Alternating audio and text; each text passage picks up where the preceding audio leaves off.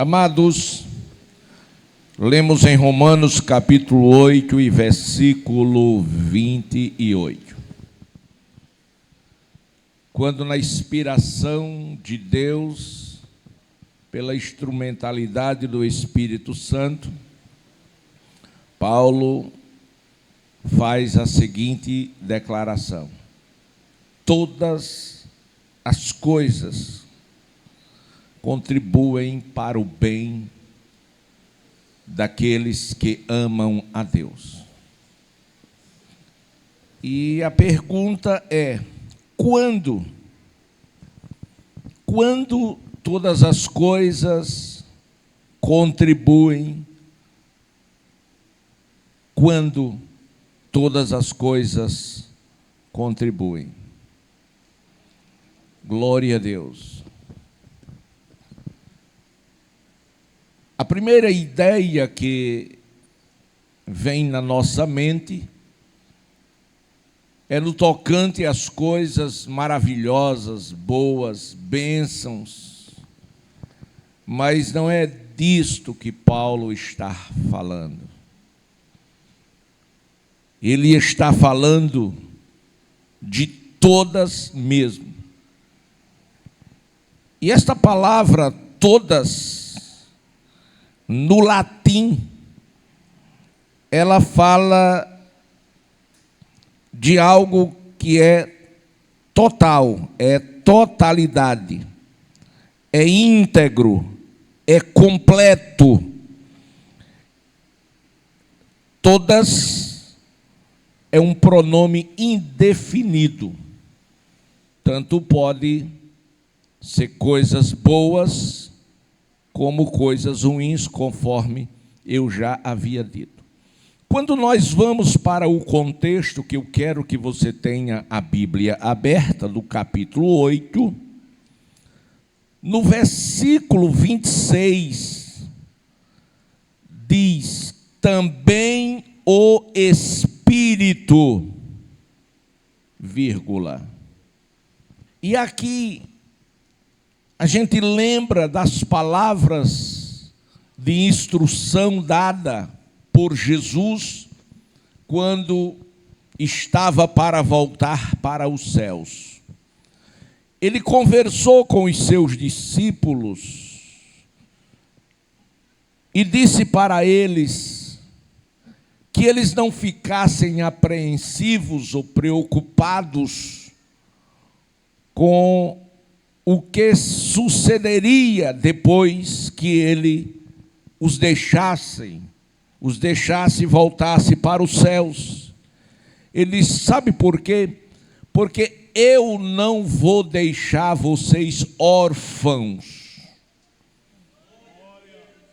Eu preciso ir, porque a ida do Senhor estaria contribuindo, porque eu preciso preparar morada para que vocês tenham um lugar quando deixar este corpo, quando sair desta terra. Então eu vou preparar morada para vocês.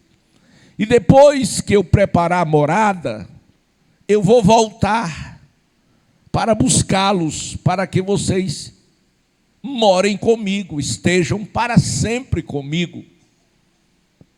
Mas certamente eles pensaram: e este tempo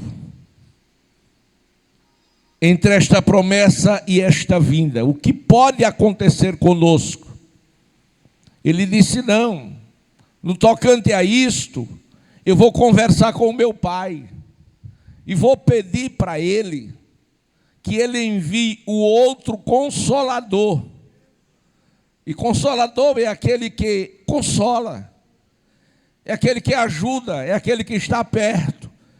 Então há aqui nas entrelinhas um entendimento de que eles passariam por muitas dificuldades, mas não passariam sozinhos. Por quê? Porque o outro Consolador chegaria e ia estar com eles. E agora, Paulo diz: também o Espírito semelhantemente nos assiste em nossas fraquezas. Versículo 26. Porque não sabemos orar como convém, mas o Espírito intercede por nós sobremaneira com gemidos inexprimíveis. Glória a Deus. Então, chegamos agora do século I, do século I para o século XXI. E pairamos para pensar em algo muito importante. Jesus foi para os céus. A promessa se cumpriu no dia de Pentecostes. O Espírito Santo veio para ficar conosco e habitar em nós. E Ele está conosco nesta noite. Como promessa. Glória a Deus. Aí voltemos para a nossa realidade. O Espírito Santo em nós é que nos capacita, nos dá graça, autoridade e poder para que todas as coisas contribuam para nós, para o nosso próprio bem. Nas fraquezas, o Espírito Santo nos assiste. Na falta de saber como pedir, o Espírito Santo intercede. Nas dúvidas dos nossos corações, Ele sonda os nossos corações. Glória a Deus. E Ele faz com que a vontade de Deus se manifeste em nossas vidas pela revelação no nosso homem interior. Aleluia. Mas vamos um pouquinho mais, para que a gente possa entender a mensagem. Disse Paulo: porquanto aos que de antemão conheceu, também os predestinou para serem conforme a imagem do seu Filho, a fim de que ele seja o primogênito entre muitos irmãos. A saber, Jesus é o nosso irmão mais velho. E dessa sequência de milhões e milhares de crentes do mundo inteiro, nós fazemos parte da maior família. Versículo 30. O que ele fez? Número 1, nos predestinou. Número 2, nos chamou. Número 3, nos justificou. Número 4, nos glorificou. Isto fez Jesus em nossas vidas. E tudo, eu disse, tudo através da pessoa maravilhosa do Espírito Santo que em nós habita. Então nós precisamos conhecer mais o Espírito Santo e ter um melhor relacionamento com Ele, com uma pessoa que fala, que conversa, que responde, é a pessoa do Espírito Santo. Porque somente assim nós vamos entender como todas estas coisas podem sim contribuir conosco. Então vamos agora ter uma visão mais ampla daquilo que contribui para o bem daqueles que amam a Deus. Quando nós olhamos, nos deparamos com Juízes capítulo 6, versículos 1 ao 10, nós encontramos um povo que não era qualquer povo, era o povo de Deus. E este povo estava em muita dificuldade. Juízes capítulo 6. Este povo esteve durante 7 anos, não foram 7 meses nem 7 dias, mas 7 anos, subestimado, escondidos, morando em cavernas, nas mãos dos seus inimigos. Parecia que era um povo que não tinha ninguém ao seu favor. Aquele povo, meus amados irmãos, estava, Juízes capítulo 6, versículo 2, diz que sobre eles prevalecia o domínio dos midianitas, e por causa deste domínio dos seus inimigos, eles cavaram covas que ficavam nos montes, fizeram cavernas e fortificações para se esconderem, para escapar com vida.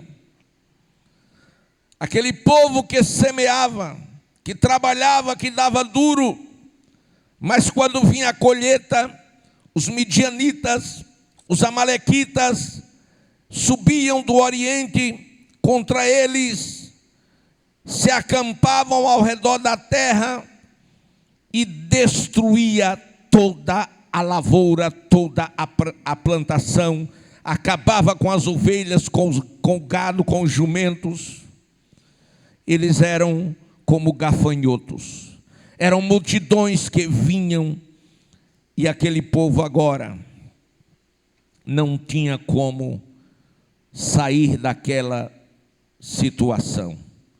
De sorte que, no versículo 6, diz que o povo ficou debilitado, que o povo ficou desesperado e passando fome. Glória a Deus. A presença do inimigo ou dos midianitas na vida de Israel era como a presença de demônios na vida de muita gente, de muitas famílias, de muitas pessoas. O desespero era muito grande.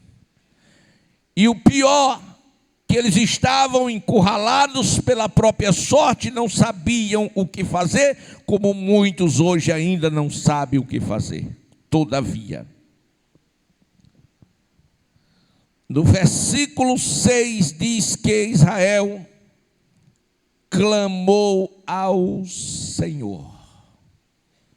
7 anos depois, ou seja, eles passaram 7 anos sem oração. Eles passaram 7 anos sem buscar ao Senhor. Eles passaram 7 anos sem lembrar que havia um Deus no céu todo-poderoso e que este Deus era sim o Deus deles. A Bíblia diz, irmãos, que o diabo,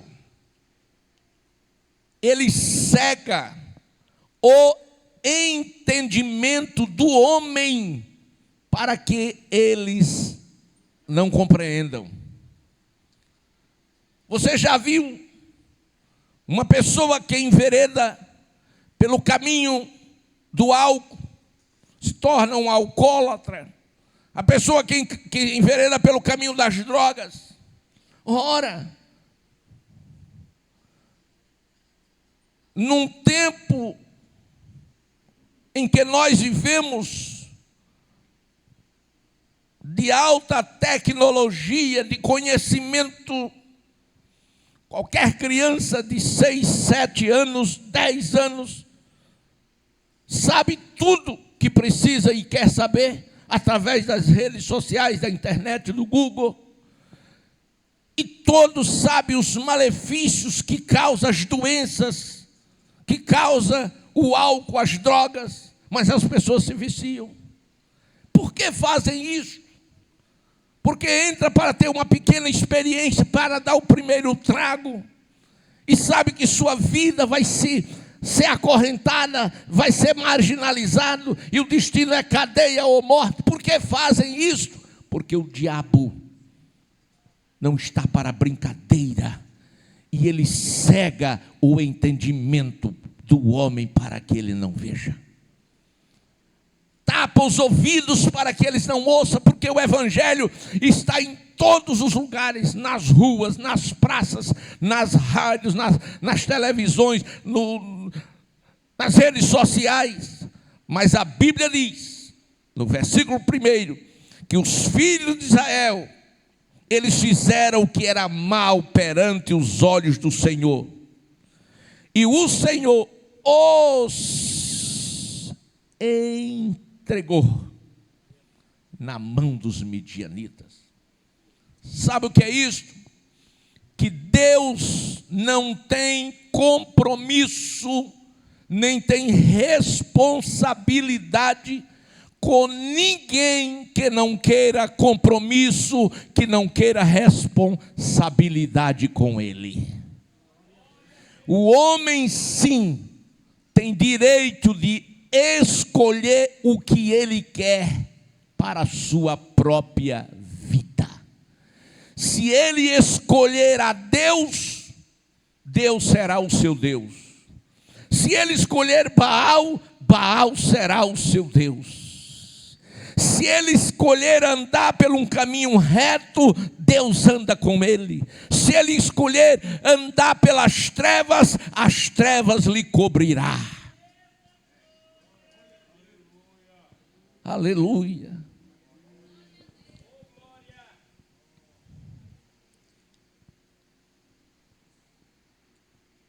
Quando o povo lembrou, eles clamaram. E quando eles clamaram, Deus ouviu. Porque Deus não é surdo. Deus ouve.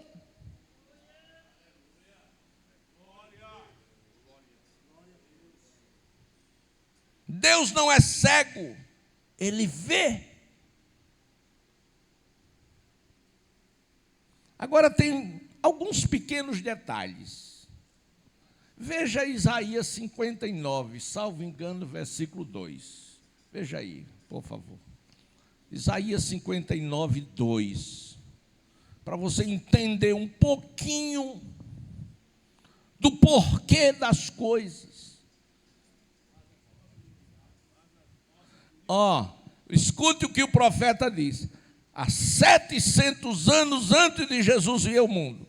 Mas as vossas iniquidades fazem separação entre você e Deus, e os seus pecados encobrem o teu rosto de vós, para que vos não ouçam.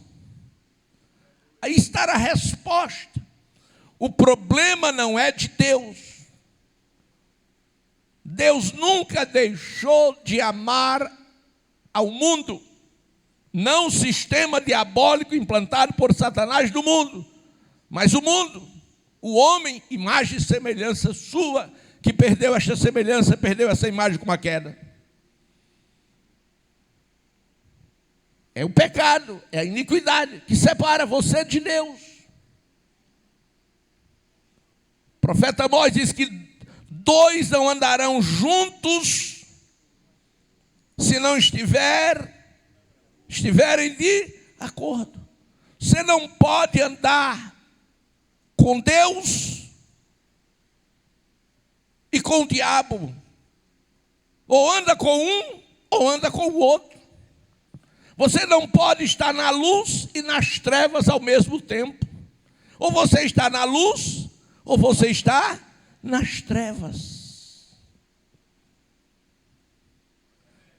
Quando o povo clamou, o povo estava debilitado com a presença dos midianitas. Mas eles clamaram. E quando eles clamaram, versículo 8 de Juízes, o Senhor fez o que fez o Senhor quando o povo clamou. Ele enviou um profeta. Ele não veio. Ele não precisa deixar o céu para vir aqui resolver o seu problema. Não. Aqui tem os profetas. Você lembra da parábola do rico e do Lázaro? O rico, depois que morreu, depois que foi para o inferno, aí ele acreditou que o inferno existia. Por quê? Porque quando ele estava vivo, pastor Hernandes, certamente alguém falou do inferno. Ele disse: é besteira, inferno é aqui mesmo. É o que muitos dizem. Você que está me ouvindo na sua casa, onde você estiver, você pode ser uma dessas pessoas que dizem: é céu e inferno, é tudo aqui mesmo. É coisa nenhuma. Aquele rico pensava assim, mas quando ele chegou lá, ele disse: rapaz, não é que existe mesmo. E eu nem acreditava. Mas para ir para o inferno, já diz o pastor Cláudio Duarte, você não precisa ter fé, não precisa acreditar. Para ir para o inferno não precisa nem ter fé nem acreditar.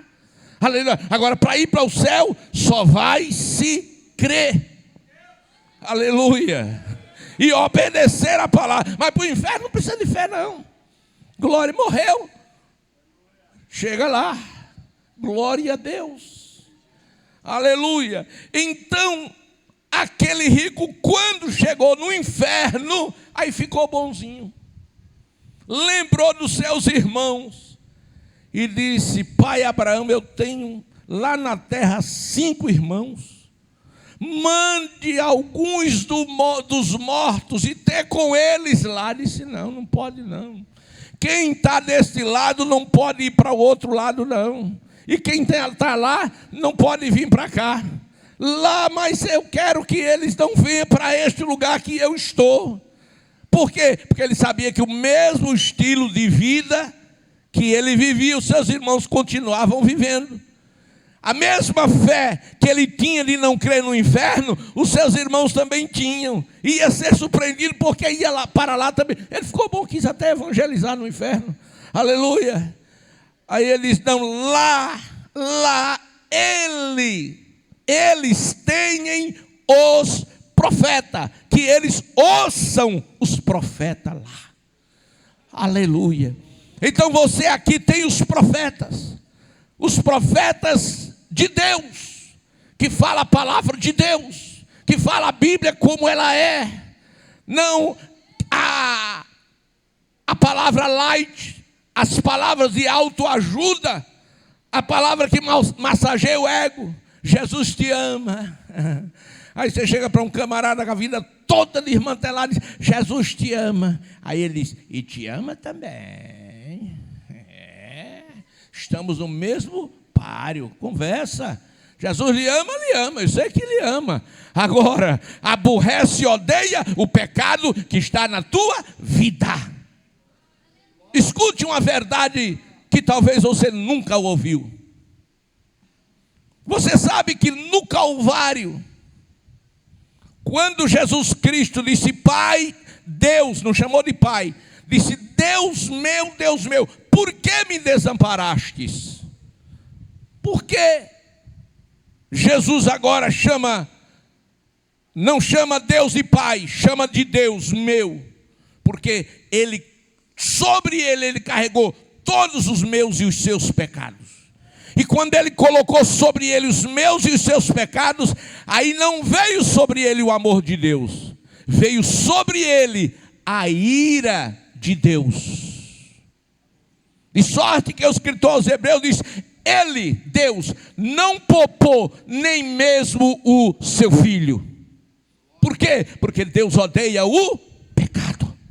Glória a Deus. Aleluia. Glória, glória e glória. Então escutem. Quando o profeta Deus envia, versículo 8, ele diz: assim diz o Senhor, Deus de Israel: eu é que vos fiz subir do Egito e vos tirei da casa da servidão. Vos livrei das mãos dos egípcios e da mão de todos quantos vos oprimiam. Expulsei de diante de vós e vos dei a sua terra. E disse: eu sou o Senhor vosso Deus. Não temais os deuses dos amorreus, em cujas terras habitais. Contudo, eu gosto desse contudo. Contudo, disse o profeta, não destes ouvidos à minha voz. Aleluia, aleluia, aleluia. Não destes ouvidos à minha voz. Mas qual é o nosso tema? Qual é o nosso tema? Todas as coisas contribuem para o bem dos que amam a Deus. Israel havia esquecido de Deus.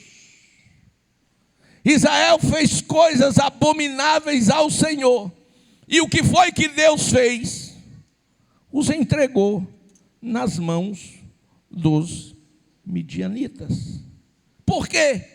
Porque aquilo seria bom para Israel. Sofrer não é bom. Sofrer é bom. Parece um paradoxo, mas não é. O salmista Davi diz: foi-me bom ter sido afligido para aprender os teus estatutos. Às vezes é necessário Deus permitir um grande mal na vida de um servo seu. Por exemplo, perder o emprego, deixar ele na lona, no pó, levar ele a um hospital no leito de dor, ouvir a sentença de um médico desenganado, não tem cura. Aleluia. Aí ele acorda para uma realidade: vou morrer. E agora? Quando ele teme, se assombra com a morte e se pergunta: e agora? É porque a convicção de ir para o céu desapareceu. E se não vai para o céu, não existe outro lugar para ir. Só existe dois, ou em cima ou embaixo. Aí eu pergunto: foi ou não foi bom ele ter parado no hospital, morrendo, infartado? Foi. Por quê? Porque sua alma escapou da morte eterna. Porque morte é apenas separação. Morte é algo muito superficial. Agora, morte eterna não. É diferente. É como vida. É superficial, é algo passageiro. Mas vida eterna é diferente.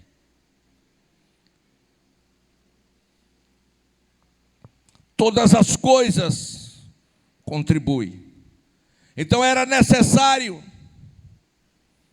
que Israel fosse oprimido pela mão dos midianitas, para lembrar que havia um Deus no céu todo-poderoso que os amava. Mas eles não deram a devida atenção ao amor de Deus para com a vida deles. Eu costumo dizer que muitas pessoas só sabem o valor das coisas que possuem, das coisas que têm, quando as perdem. Na vida conjugal, quantas mulheres boas, maravilhosas, donas de casas, que amam o seu marido, que cuida dele direitinho, e ele não dá o valor devido, a trata mal, humilha, subestima, arrota. Glória a Deus. Conheço essa história muito bem, de muitos anos, em muitos lugares. E aquela mulher chega a um limite, e Deus permite, e ela chega para ele assim, chuta o pau da barraca, arruma as coisinhas dela, dói, fica aí. Tchau. Aí ele descobre que ama. Meu amor, uma conversa agora, não tem mais amor não aqui.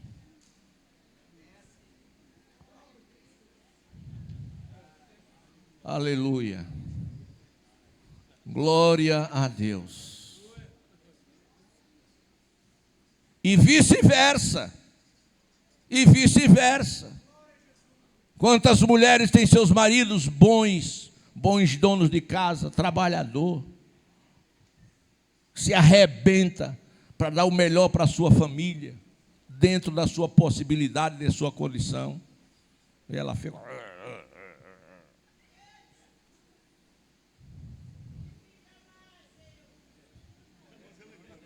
Aí ele se abusa.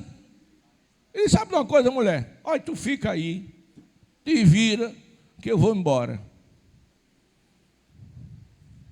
E na primeira esquina que dá a curva, aí alguém segura pelo braço. Ele diz, te conheço, fica comigo.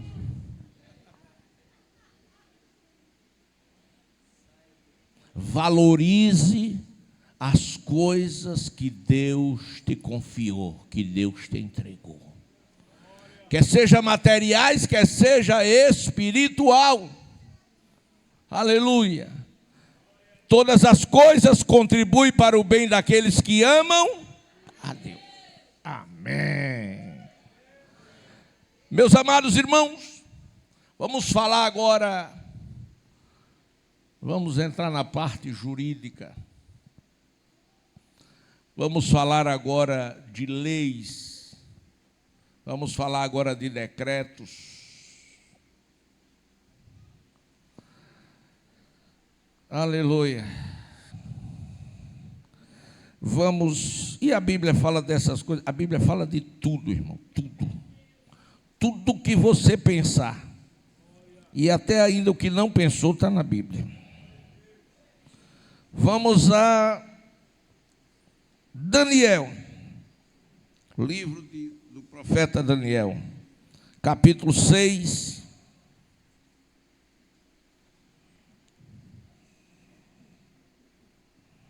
Glória a Deus.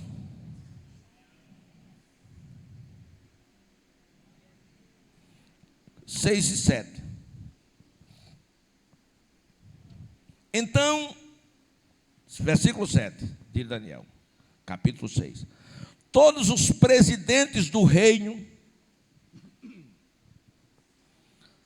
os prefeitos e satrapas, conselheiros, governadores, concordaram em que o rei estabelecesse um decreto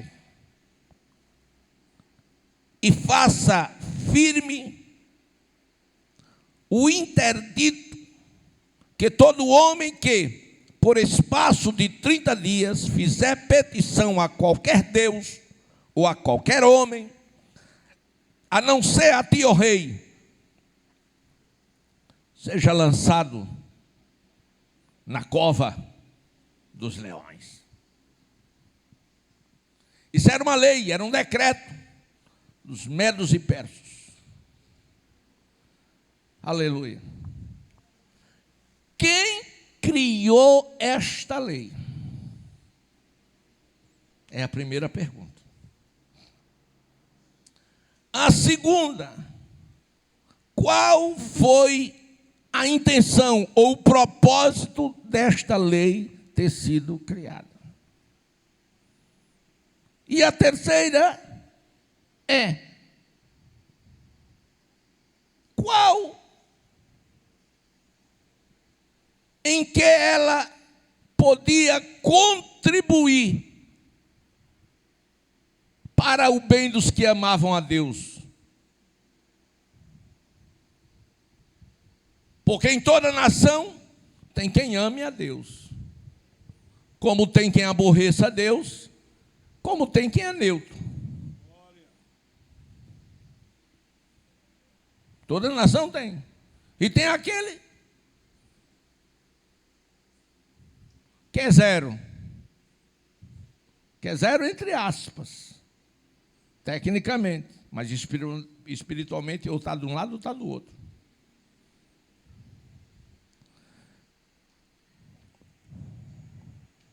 Vamos ver aqui. Todas as coisas contribuem para o bem dos que amam a Deus.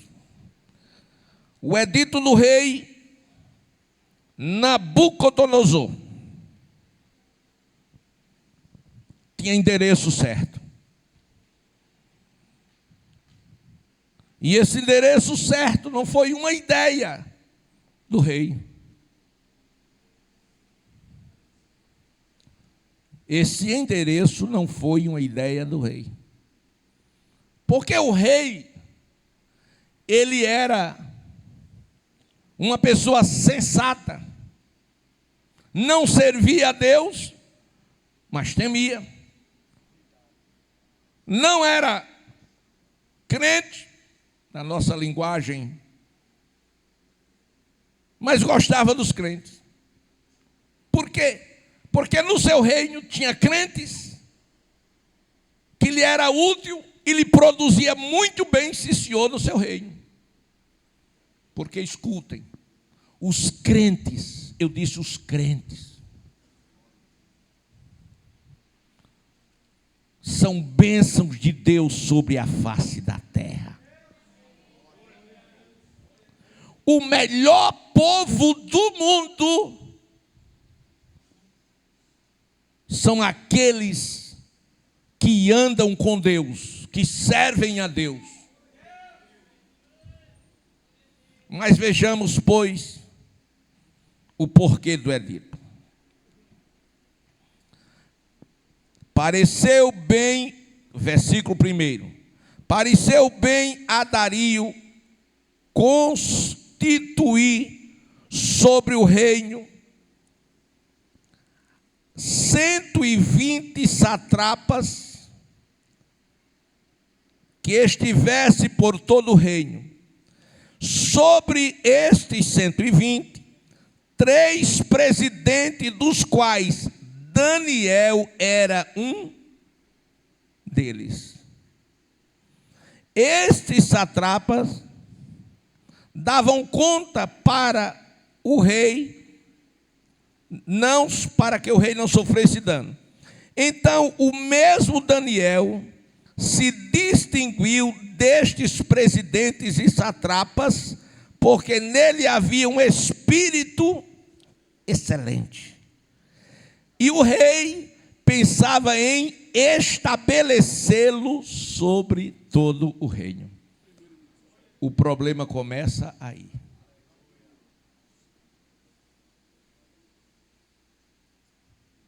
Eram 120 prefeitos.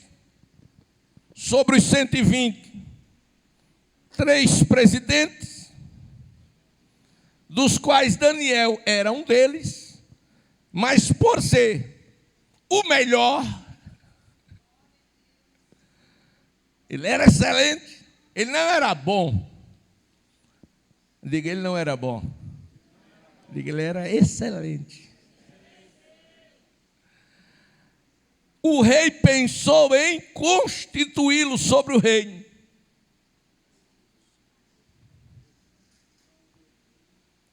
Aleluia.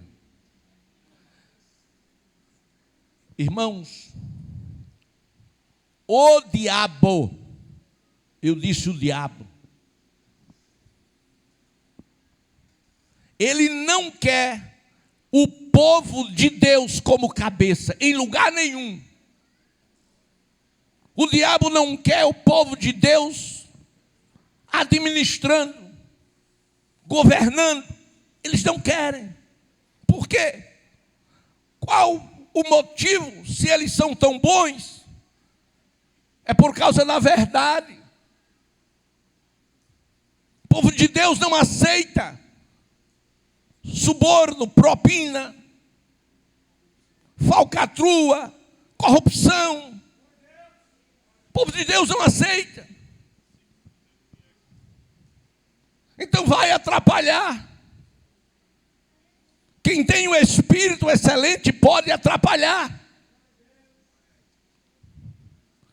E aqueles que tinham cargos elevados ficaram com medo. Disse, se ele for governar sobre nós, a gente não pode continuar com os nossos projetos. Vai pôr água abaixo. Não vai sobrar nada para a gente. Então vamos ver. Inveja. A inveja foi o pilar. Versículo 4. Os presidentes e os satrapas, juntou os dois grupos, procuravam ocasião para acusar a Daniel a respeito do reino. Ou seja, a partir do momento, deixa eu dizer outra vez para você não esquecer, a partir do momento que eles entenderam que Daniel era o melhor, o mais excelente, e que o rei iria colocá-lo lá, eles procuraram achar alguma coisa que desabonasse, sim, a sua conduta moral ou a sua conduta espiritual.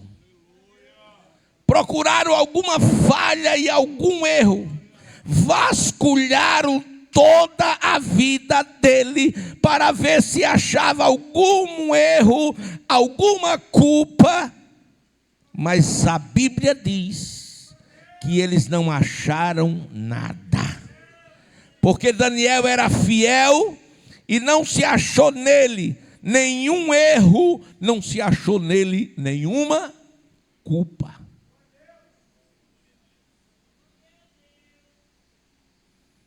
Versículo 5. Disseram, pois, estes homens, nunca, diga nunca, nunca mesmo, nunca acharemos ocasião alguma para acusar este Daniel, senão a procurarmos contra ele na lei do seu Deus. Aí eles apelaram.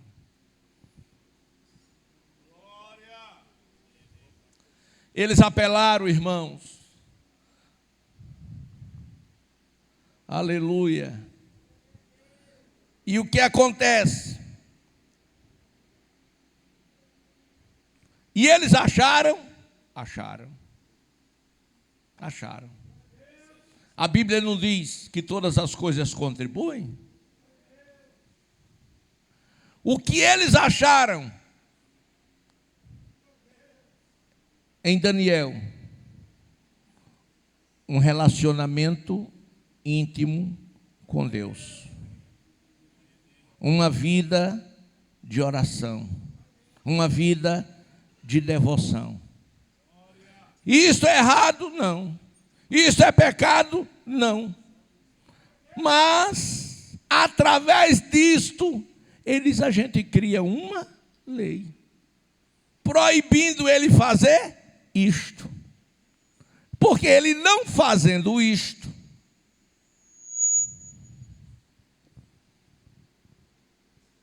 ele vai enfraquecer e vai errar como a gente erra. E ele fazendo isso, nós o acusaremos diante do rei. É só elaborar algo que impeça ele fazer isto. Por exemplo, vamos fechar as igrejas, que a gente acaba com os crentes. Acaba não. Hoje eu vi 24 igrejas, salvo engano, parece que na Índia, que foram destruídas, queimadas a fogo. E será que lá tem crente? Agora que tem. Destruíram templos, mas não destrói a igreja. Depois que Cristo entra no coração de uma vida, não sai mais, nem tirando a vida.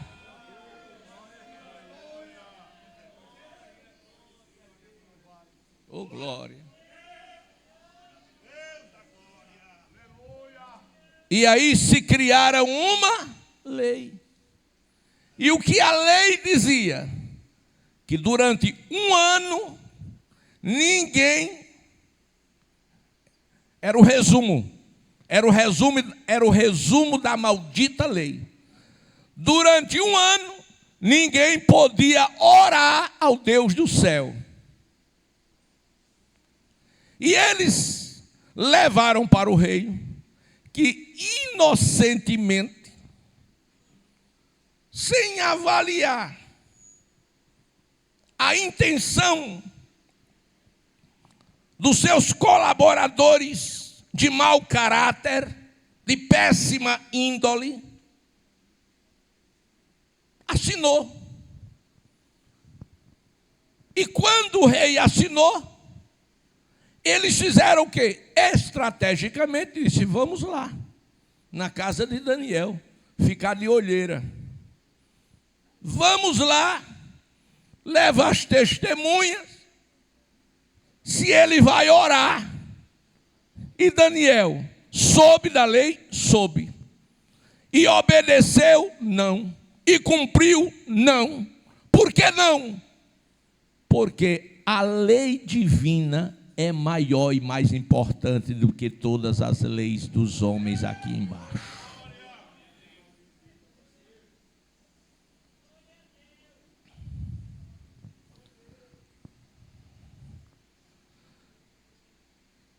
Jesus disse: se alguém mentindo disser todo mal contra vós, exultai-vos e alegrai-vos, porque grande será o vosso galardão nos céus. Dê uma festa. Quantas vezes nós somos vendidos, colocados na vitrina de Satanás? Quantas vezes somos difamados, caluniados, colocados nas redes sociais por uma palavra mal interpretada, ou às vezes distorcida, e colocam lá para trazer escândalo. E o que mais dói é quando aparece alguém que se diz ser um crente e compactua e é contra o irmão. Faça isso não. Você está pecando contra Deus. A Bíblia diz que muitos são chamados e poucos são os escolhidos. Sabe por que são poucos os escolhidos? Porque tem muitas pessoas que comem na mesa com Jesus e depois vai atrás de Satanás para vender o seu peixe, para entregar ao seu irmão, para dizer: vamos lá que eu mostro quem é ele. Quantas pessoas na igreja faz gravações para colocar na vitrine de Satanás e condenar os pastores. Deus não terá o culpado por inocente. Quem faz isso não vai sair de graça. Deus vai cobrar e Deus cobra caro.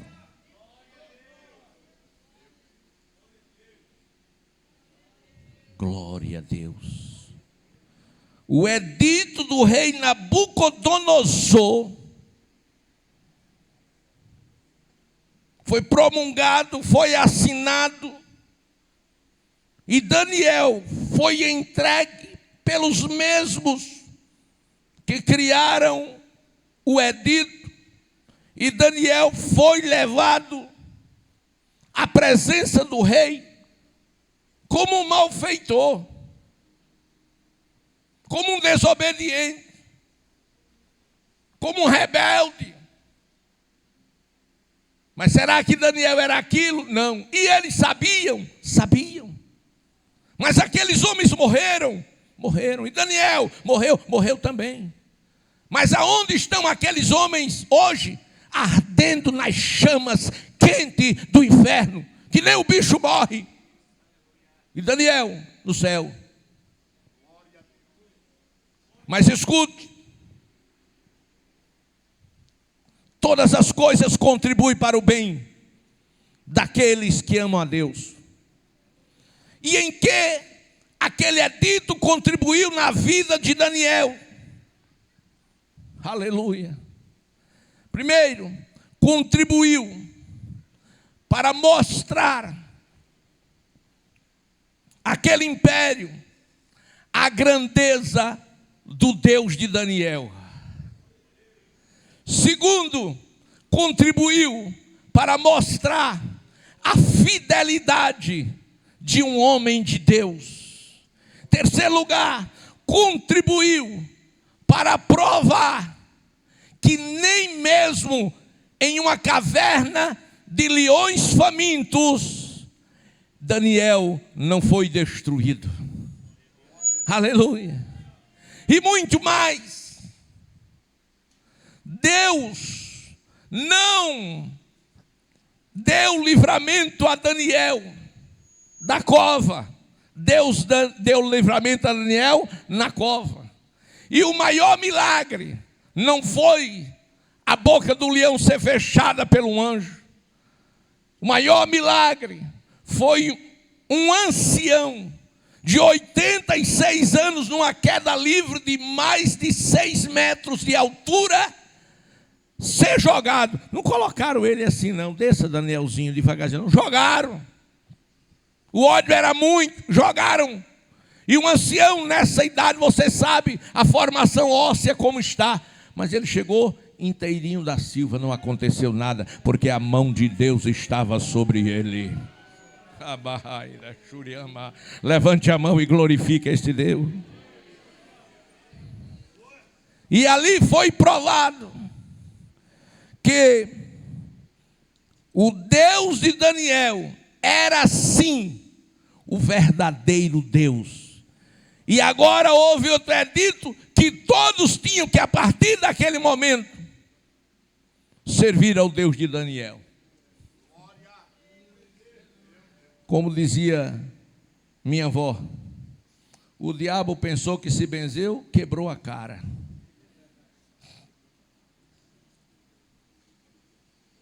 Isso é adágio dos antigos. Então todas as coisas contribuem. Glória a Deus. Nós temos, meus amados irmãos, um outro personagem, José, um servo fiel, perseguido, odiado, caluniado, vendido como escravo para o Egito, uma nação estrangeira. Mas ele fez toda a diferença. Sabe por quê? Porque Deus era com ele. Todas as coisas contribuem. Os planos e os projetos são dos homens. Diga, os planos E os projetos são dos homens. Mas a resposta final vem da boca de Deus. Aleluia. Eu não sei qual era o sonho daquele jovem, muito jovem ainda. Porque todos, sobretudo os jovens, todos os jovens têm sonhos. Glória a Deus. Eu não sei qual era o sonho de José, mas o sonho de Deus para José era que ele fosse governador para alimentar o mundo que ia passar por uma grande fome. Então procure saber, jovem, qual é o sonho de Deus para a sua vida. Você pode se achar pequeno hoje, mas amanhã você pode ser uma grande personalidade respeitada no mundo inteiro. E Deus é poderoso para fazer isto e fazer muito mais na tua vida. Então, mesmo estando no Egito, mesmo tendo entrado como escravo, mas Deus era na vida de José. Ninguém, eu disse ninguém pode anular os projetos de Deus na sua vida.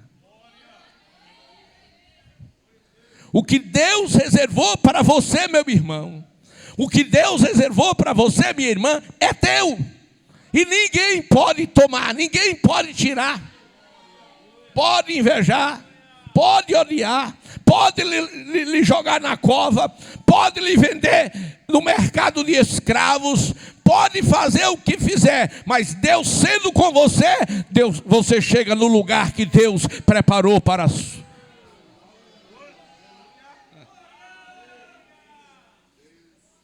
Agora interessante, José passou pela casa de Potifar, pela prisão. Ele saiu passando por muitos lugares. Por quê? Para que ele pudesse governar o Egito, ele precisava conhecer o Egito, por dentro e por fora.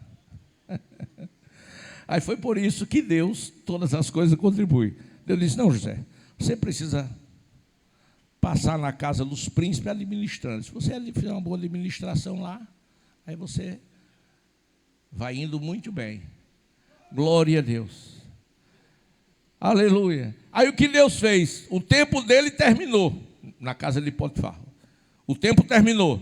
Mas José não ia sair, nem Potifar ia tirar. Como ia tirar um mordomo como aquele? Não tiraria de jeito nenhum. Aí Deus fez o quê? Deus permite, Deus não dá o mal.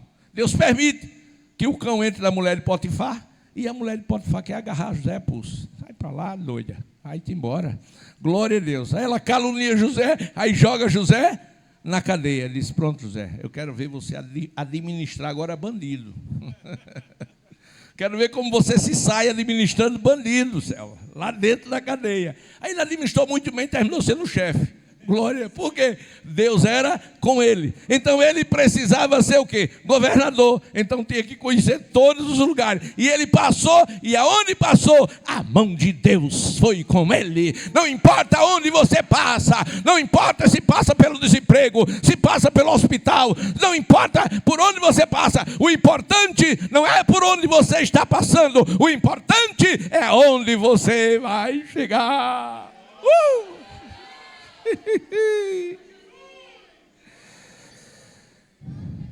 Escute, deixa eu concluir. Vamos concluir em pé? Como diz o pastor Luciano Subirá, para parecer que está terminando. Oh glória! As provas e as lutas que o crente passa servem para levá-lo ao trono. Deixa eu dizer de novo, você não ouviu. As provas, as lutas que você passa,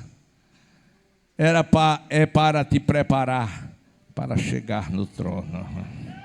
Para chegar no trono. Para chegar no trono. Jesus falou que as portas do inferno não prevaleceriam contra a tua igreja. Ele quis dizer o seguinte: as portas do inferno não vai prevalecer contra a sua vida. O que eu preparei para você é teu e ninguém pode tirar, ninguém pode tomar, porque é teu e é teu e é teu mesmo. Que Deus em Cristo nos ajude.